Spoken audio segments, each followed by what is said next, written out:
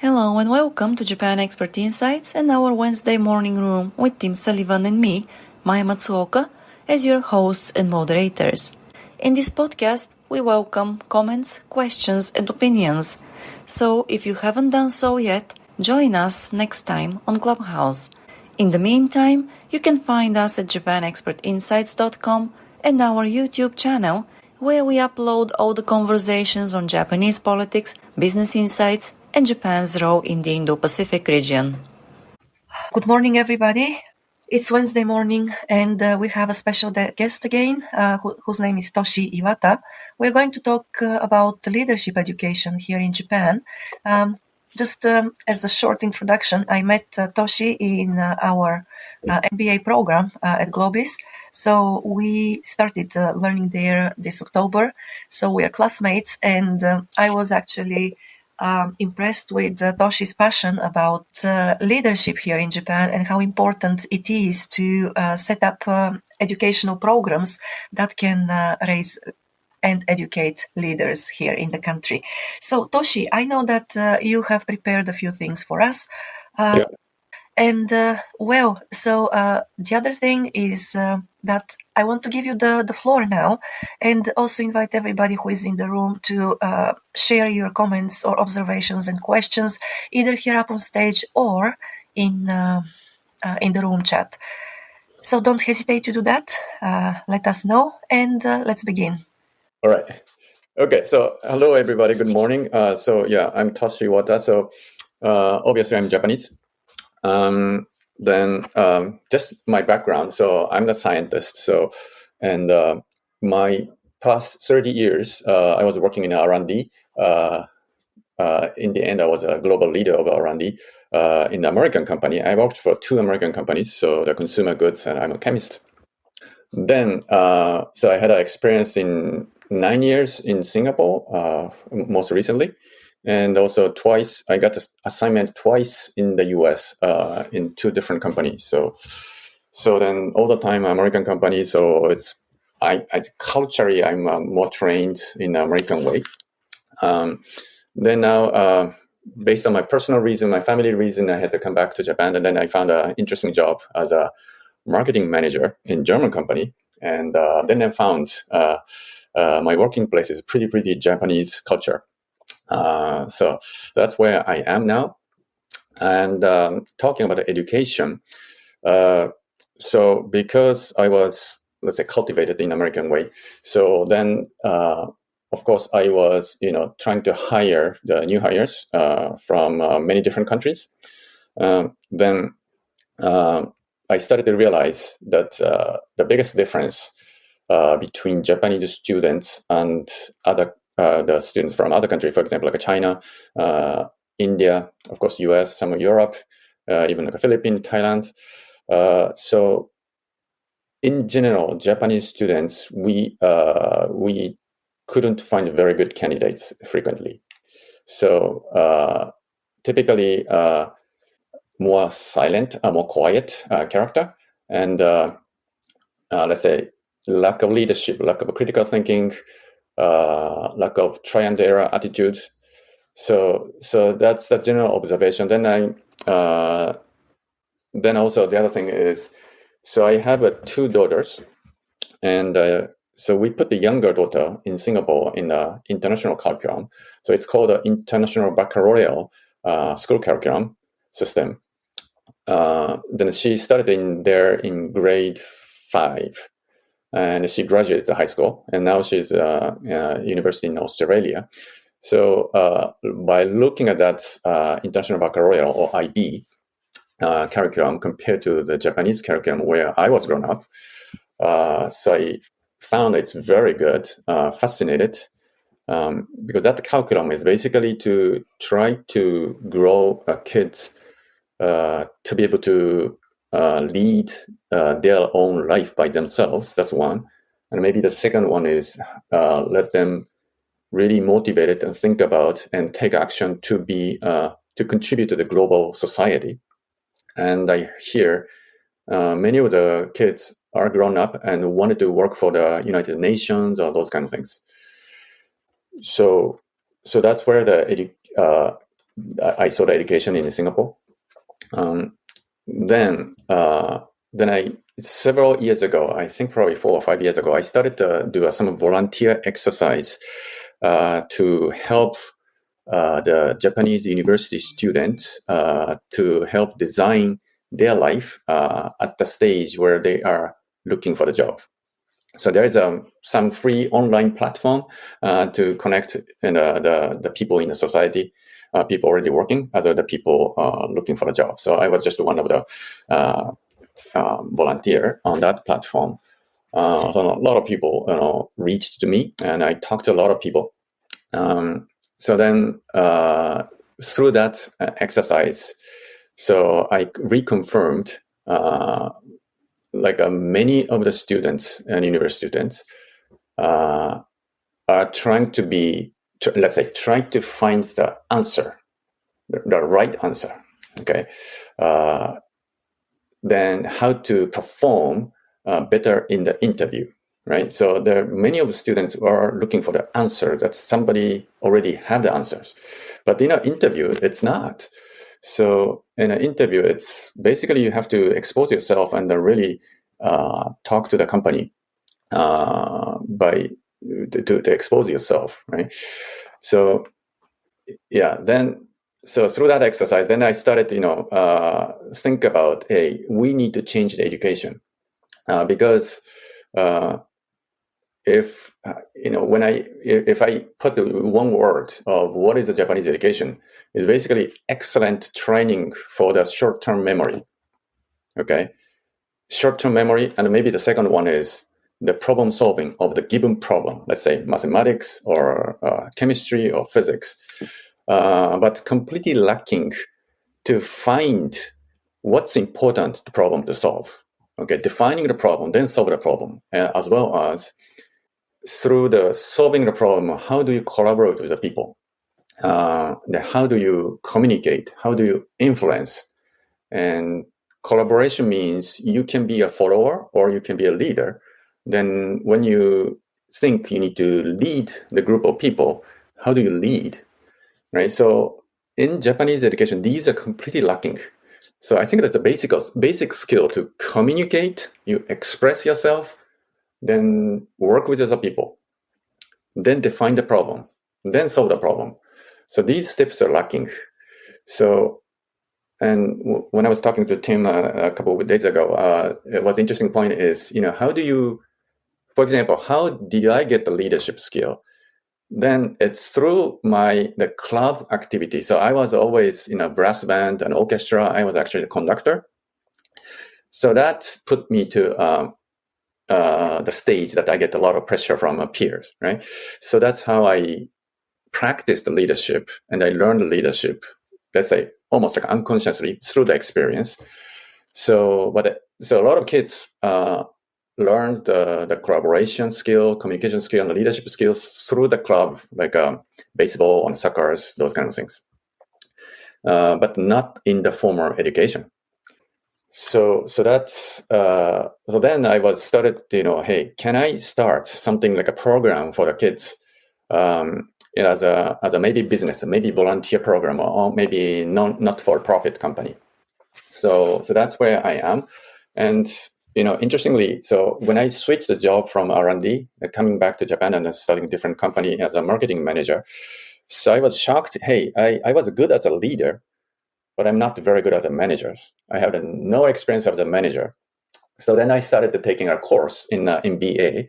So then I'm getting interested in I'm completely signed up for the MBA program. So I'm learning and I'm applying this immediately to my business right now. But at the same time, so I started to really getting serious to how can I start some service, or let's say business, of growing the next generation leader from Japanese people, leader who can work globally. Globally means, let's say, more diverse working place with people from multinational. So English is, of course, one, but also the understanding of the different culture, and taking leadership among the people. That's the most important thing that I think. Then I'm thinking, based on my experience as well as what I'm learning in MBA, I think I can start something. And I have a very close friend in my past company, P&G. He was also a technical leader, not really the manager, but we had a half joking, how serious. Let's say, let's start some like a school to raise the global leaders. So that's where I am. And I try to become an entrepreneur to really writing down what is a business plan. So that's where I am now. Is that something interesting?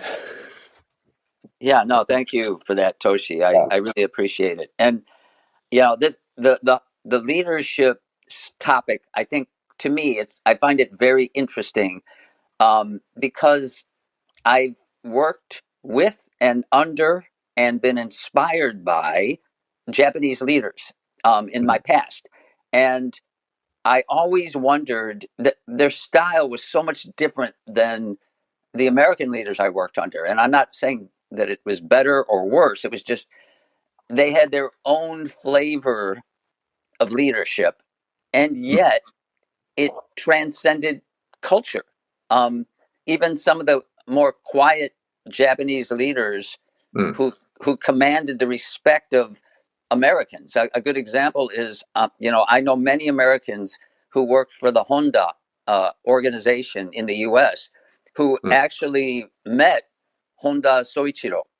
Yeah. And they loved him. They thought he was like the greatest leader ever. And he wasn't super vocal. So to me, I think that everybody can find their own sweet spot in how they lead. And if you're a Japanese, I don't think you should necessarily force it and try to be Western, or, you have to find your own way of doing it. But I've always wondered, why are some people able to transcend culture? And I don't have the answer. And I'm wondering, have you thought about that at all? Yes, I thought about it. And if you put the scale of, let's say, introvert to extrovert, yeah, I think there are quite overlap of the range. Japanese range of introvert to extrovert and American range of introvert to extrovert is probably big overlap. And so in general, I'm not necessarily introvert. Japanese is more introvert. I don't think so. The other point is, I know very introverted people can be a good leader, very strong leader. Okay, so I took what is the psychology test, right? Character test. I'm more toward the introvert, but I think over time I learned the skill to behave more extrovert. So I can talk when I need to talk. Yeah. So, but to your point, yes, each person needs to find their own way to be a leader, for sure. Is that answering your question? I was just going to say, yeah, and kind of on a related point, I feel like post-war, Japan had some great business leaders who rose to the top. Takeshi, Kazuma, Matsushita, Konosuke, Morita Akira. I mentioned Honda Soichiro. Right. And was that the golden age of Japanese leaders, or do you think those leaders, are we seeing these leaders today in Japan emerge? Do you think there's been a change, or what are your thoughts on that? I have my hypothesis, okay? So there's a generation change, okay? Because those Honda Soichiro, they were grown up at the time they didn't have enough things, right? So that's why they had to find their own way to create something, solve the problem. Now, my generation and the younger generation, we were grown up with a lot of all the things already there, So lack of scarcity. So we're too rich. So that's one thing. And education is, let's say, it's so much a competition to enter to the university or the enter to get the better job, right? Big company, famous company. So that was the single-minded like a competition across the company, across the country. So that's why everybody was just trying to do better in the school scoring system. So then the education system didn't pay attention to the area that I was talking about, and communication skill, influencing skill, those kind of things. Yes, I share that hypothesis. Back then, people were hungry. There was a need to be filled. There was a necessity for leaders to emerge, and the cream rose to the top. So, and just by the way, I didn't mention this earlier, but I love your idea of starting a school to nurture leadership abilities. And I also think that maybe part of that, the method is, I think international exposure is really important, preferably at a young age. Just some random thoughts. And sure. Yeah. And we have Ren on stage. Ren, thank you so much for joining us. Oh, hi. Hello, everyone. Hello, Mr. Toshi. Iwata-san, hello. How are you? First time. Nice to meet you. And Tim and Maya, very happy to hear your voice and meet you again. I am a little bit in a noisier place, so I usually wouldn't come up. But when Tim, you pointed at me, how could I refuse? So I said, yes, I came up. I hope the background noise is not too bad. All right. I think not too bad. Good. So this topic about leadership, I find it very intriguing, and some of the things that you mentioned so far, Toshi, is very interesting. And so, if I can add anything else, I think being an engineer, I like to put things into different categories or structure way. And I would say I like to categorize leaders into 4 different categories. From the worst one is using fear to threaten you, to make sure you follow him. That's the worst leader. And then the second one from the worst is using money to entice you. So you have to follow this leader because your income depends on him or her. And then the second best from the top, I would say somebody you really love, somebody you really care about, you want him to be successful. He's loved by, or she's loved by everybody else. That's the second best. I think the best is somebody who is able to make sure you understand his or her vision. So in other words, like the example, good example could be those people who were walking alongside Martin Luther King. They are walking alongside not because they love him, of course they love him, but it's because Martin Luther King was able to help these people think like him, and they are working for their own purpose. They really want to change the society. So they are not working for him, they're working for herself or himself. And that kind of leader is the true leader. And you mentioned you are the conductor of an orchestra and a brass band. I think using the same analogy, the worst conductor is using fear, and then the second conductor is the second worst is using money, and then the second best conductor is because you love him, you want to play the music for him. That's great, but the best conductor, I think, will be able to tell you, this part of, let's say, Beethoven number 3 is because he was becoming deaf. He was worrying about his life. That's why he created this melody. So then all the players feel about it, and then they'll play it from their heart, not because conductor told them to do that. So I think that the true leader is a combination of, well, he has something. He knows what he wants. He has a vision. And then, of course, she or he has to be loved by everybody else, but also a great communication skill to make sure people understand why he or she's doing this for themselves, for their family, for their generation, for their next generations, right? And that requires more than just a good engineer like myself. It requires somebody who really knows humanity, and a passion, and many other things. So that's my view.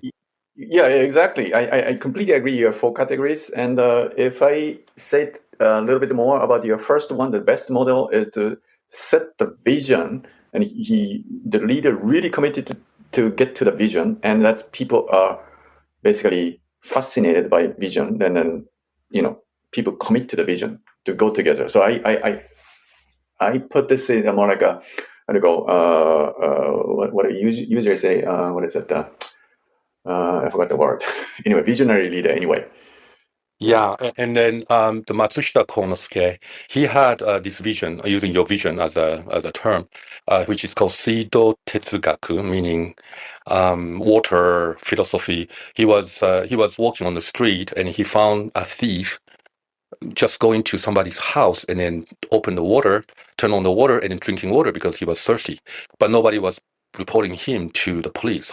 So after World War II, Japan was in such a horrible situation. He wanted to use electronics products to flood the entire country with the technology, the washing machine to help the woman and things like that. And he was able to communicate that to his employees about this water philosophy. And so the employees are working not for the money, of course for the money, but they're working for the vision of making Japan to becoming an industrialized nation. And that is similar to what Martin Luther King did. So I find every leader, whether it's Honda Soichiro or other people, they were able to help the employees to do this for themselves. Right. So I recall what I was trying to say. So I say a trailblazer as a leadership. Okay, trailblazer. Basically, you go to the unknown territory. Lots of glass. You cut down the glass and then make your own route, and all the troops follow you. Right. So that's the destination, and we don't see the destination yet, but let's go this direction.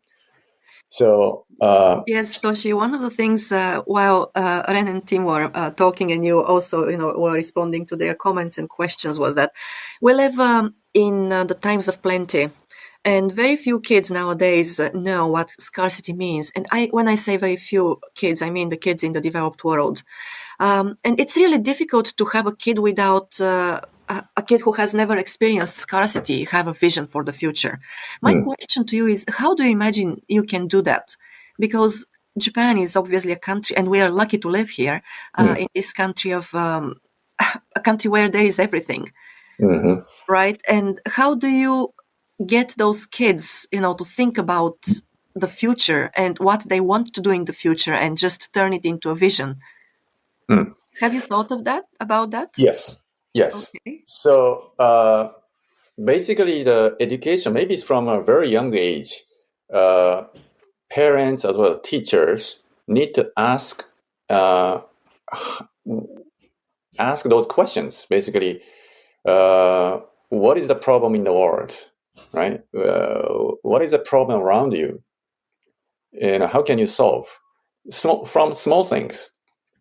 Like, how can you, what is for example, observe your mother doing the work at the kitchen. What might help to improve, help her, right? What the things lacking? What might be the improvement point? Let kids, maybe grade 1 to 2, observe for the 1 week, then bring back the idea to the group work. So that's kind of a repeated questions of what is the problem, what is lacking. Then probably people will start focusing on what's lacking, what's the problem, what might be the better way. Yeah, rather than here's a problem to solve, here's a mathematical problem to solve, here's what you need to read the text and answer the question. No. Yeah. So facing to the real world problem.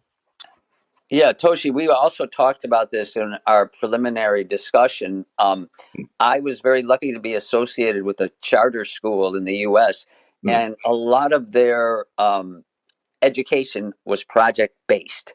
So building a canoe or building a robot for competition, and they would create teams. And these were, kids in their teenagers, right?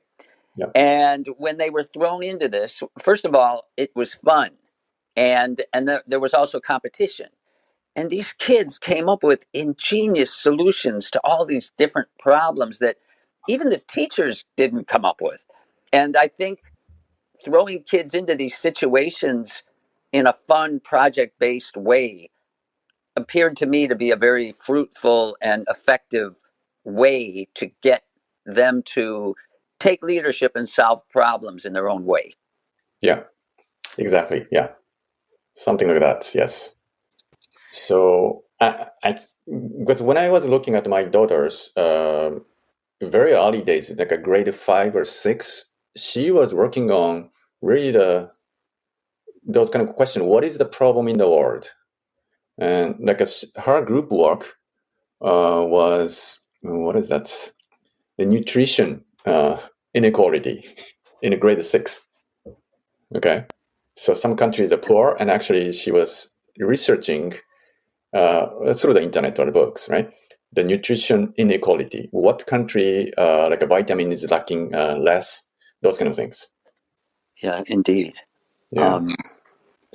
Well, that's a fascinating project to work on, and I believe that, as you say, the more projects like that, and of course in other fields of life there are given to kids, the broader their vision becomes, and understanding of the world as well. Yeah.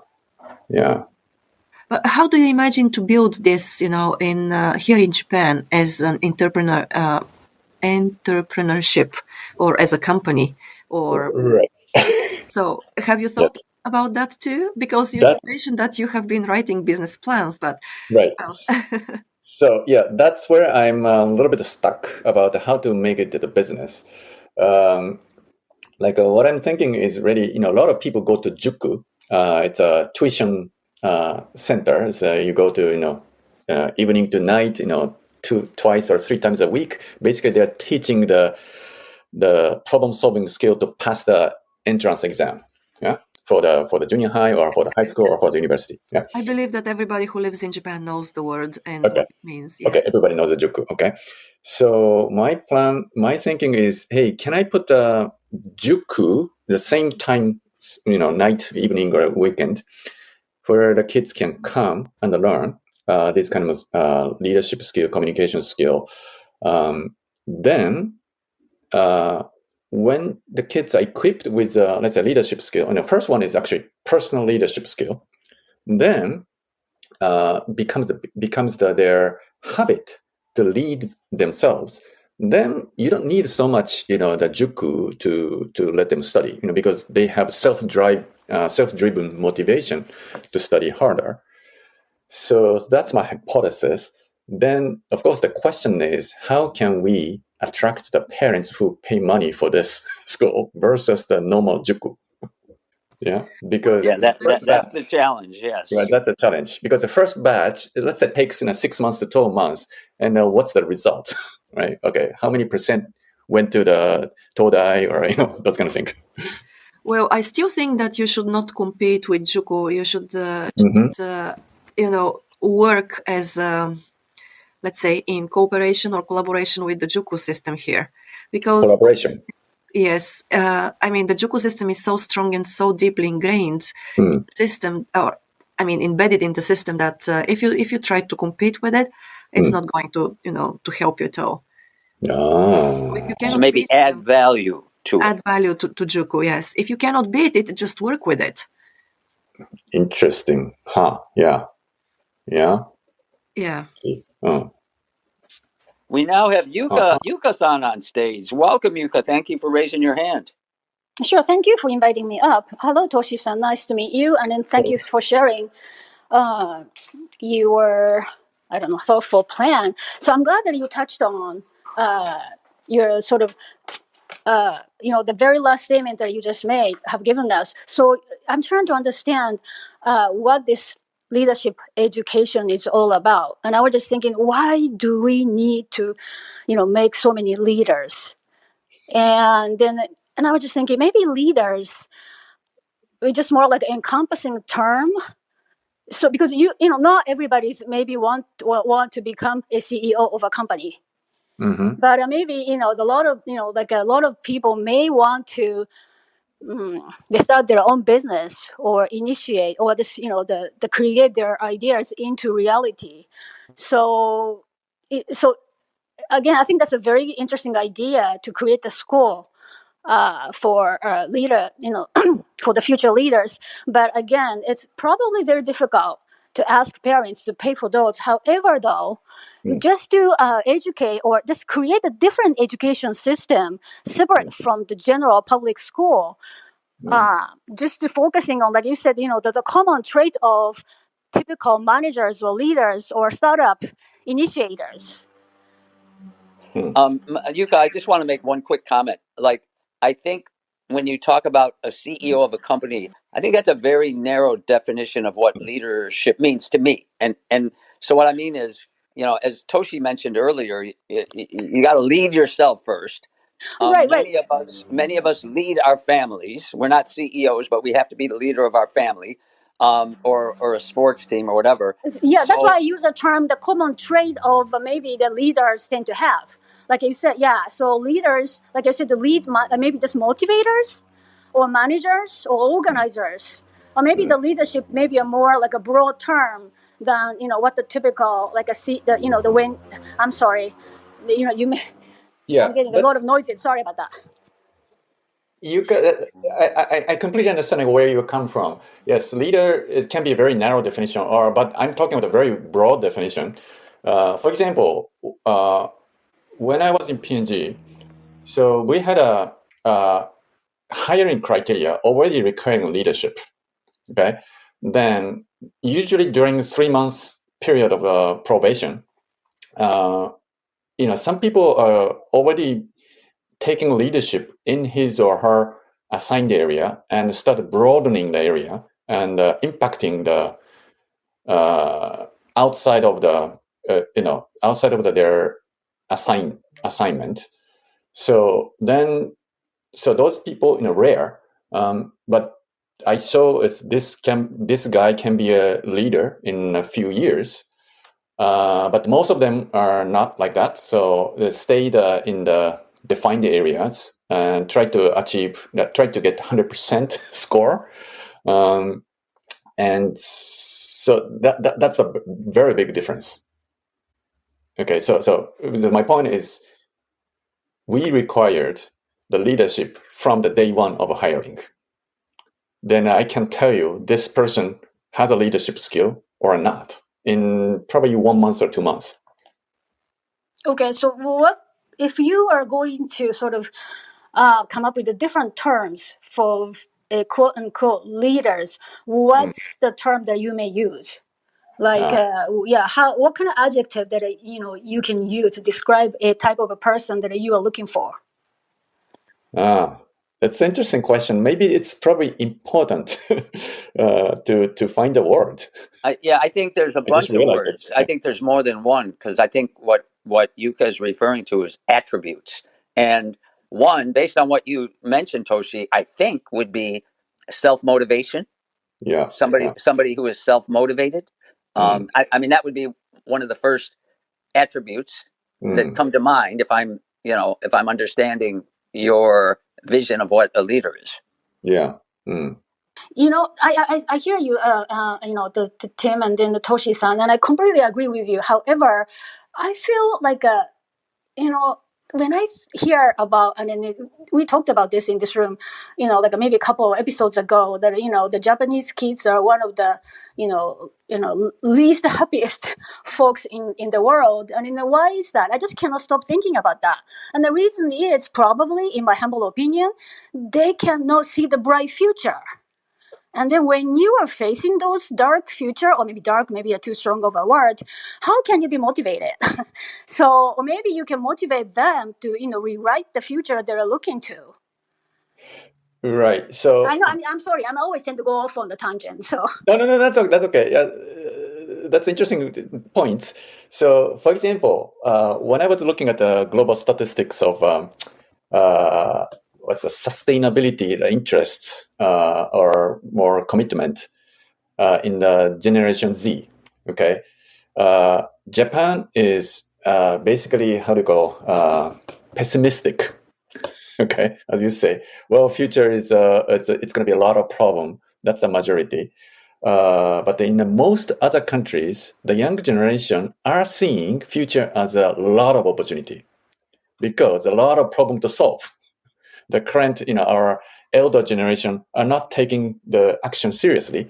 So younger generation are seeing we have a lot of opportunities in the science, in the politics, in the global, collaboration, all kind of areas. So it's let's say if it's a glass is half full or half empty. Actually, that's a great point. When you were talking about that, I was just thinking about those, the Japanese kanji kiki. It probably comes with the, the opportunity comes with the risks, right? So Yeah. I think you got a good point. And then maybe we can sort of nudge our kids toward, hey, it's not the end of the world. Oh, again, I'm sorry. I tend to use the, Yeah. that wasn't a good phrase, but I hope you get what I meant. Yes. So that reminds me, my typical conversation at the workplace when I came back to Japan. So I often need to really point out, can we flip the discussion? All the companies, we cannot do this because of this problem. No, we cannot do this. That's not possible. That kind of discussion happens a lot. Then, okay, yeah, understand. Can we flip the discussion? How to make it happen? Yeah. Yeah, that's a great point. And I was also going to just to once again, let me try to flip the discussion here. We were talking about, our expectations that kids should learn leadership out of home. But don't you think that we need to look back at the parents first and probably tell the parents how to approach this problem at home before they expect that the school do that for them? Maya, that is a great point, because it's almost like, and I hate to make this comparison, but people who want to train their dogs to be obedient, all the trainers say, well, you got to train the master first on how to deal with their dogs, right? And I'm not saying kids are dogs, but that's a really interesting angle, because teaching the parents how to teach leadership it makes sense to me. Yeah, it makes sense. So I was thinking, who are the audience, right? So I was thinking maybe university student, maybe high school, maybe down to junior high school. So that is my current hypothesis. Who are my prime prospect? But if I started to think about maybe younger generation kids, then parents first could be more make sense. Yeah. Go ahead, Ren. Can I? Thank you. Yeah, just very quickly, a feedback on this. I heard that the Japanese government has government supported or sponsored program that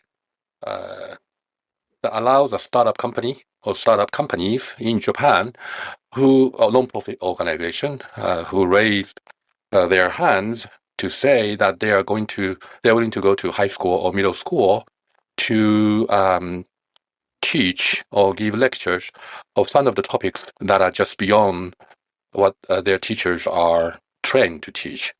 For example, some of them are helping the kids understand the financial planning for their lifetime, because these are the kind of things they don't teach, right? And you can't ask the high school teacher to teach because nobody's an expert on this. And I'm just curious if Toshi, you are aware of this program that is available from the Japanese government. No, I'm not aware of this. The government. Yeah, I don't know the exact name, but I know for sure this program exists because one of the people that I know in the clubhouse, he is doing this. He's a retired person. He has a great career, so he wants to pass down his expertise to the next generations. And he has felt that there are many things that the school should be teaching. So he did that, and he had a startup company. And who pays them? Who pays his company? The government. And then you have to apply, and then the government has to say, yeah, this is great idea, a great idea, and you get qualified, and then you basically go to high school to teach the kids. And this is the kind of things I think that you're talking about. Yeah, that can be a scheme. I should check. Yes. All right. That's good to know. Thank you. You're welcome. Yeah, the other interesting thing is, if you were going, and if I understood Ren correctly, like you would actually go to the high schools to teach it, you reduce the overhead of having to rent out a place to hold your juku. Yeah. It would be more of like a haken, kind of business model, or maybe a hybrid. I don't know, but that's interesting. Yeah, it's like a special agent, Yeah. kind of thing, and then going to the high school. Yeah. Yeah. Thank you. Yeah. The other thing I just started to think about is more like, can we make like a platform? It's not just me or a few of my friends to go to school or juku, but can we make it a really scalable system? For example, like recruiting who can teach what through the internet, and who wants to learn, just log in, those kind of things. More like a platform business. Yeah, that's interesting, because you would have to identify, as Ren kind of mentioned, where are the gaps? What is not being taught that you can add value and fill in the blanks? And yeah, for scalability, having a platform would make sense. Yeah. Mm. On the other hand, this could be a dream job, right? If you don't have a scalability, you can move from Hokkaido to Aomori. You can just move from one state, one prefecture to the next. That would be fun. I would love to have that job. I mean, I don't want to give this opportunity to anybody else. I want to do this by myself to travel around the world. But that may be just me. But yeah, I did want to mention that Maya and Tim and Toshi, you picked a perfect day to talk about this topic, because today is a midterm election. We are choosing the next leaders. So I was at the election poll and I casted my vote, but it is interesting that you chose today. Just as a side note. Okay. Pure coincidence. Oh, okay. So you're in the US. Okay. Yes, I am. Yes, sorry. And Toshi, about the platform, I think that first you need to try small scale and find the gaps, as Tim mentioned. Yeah. Because going big straight away is probably not the right, strategy. Right. Yes, identifying gaps and what you can do actually to solve those problems one by one will probably help you, find a way to consolidate them at the end, and if you want to grow and scale, then that would be the way. Mm-hmm. And based on Maya's comment, though, intuitively, I might be wrong, but intuitively, it almost feels like training the parents is kind of like train the trainer. You know what I mean? And the parents are the ones who are your paying customers, right? They're the ones who have to decide to give you their money, and there has to be something perceived in it for them, which also means in it for their kids. And it seems kind of like, I don't know, I haven't seen it elsewhere. The idea of not only will we help your child cultivate leadership attributes, but we will help you cultivate your child. And I don't know if that's the approach, but it might be worth exploring. I think you're right. Yes, I think this is a very important element. Yes. And if I may add to what Maya and Tim you just mentioned, my understanding from this friend of mine is they have to go to the school and talk to the school principal, and they will listen to what they want first. But as Matsushita Konosuke would tell you, you don't sell the stuff that they want. You want to sell the stuff that they haven't noticed. So he will also propose to the principal that, you may not realize this, but your kids need this, right?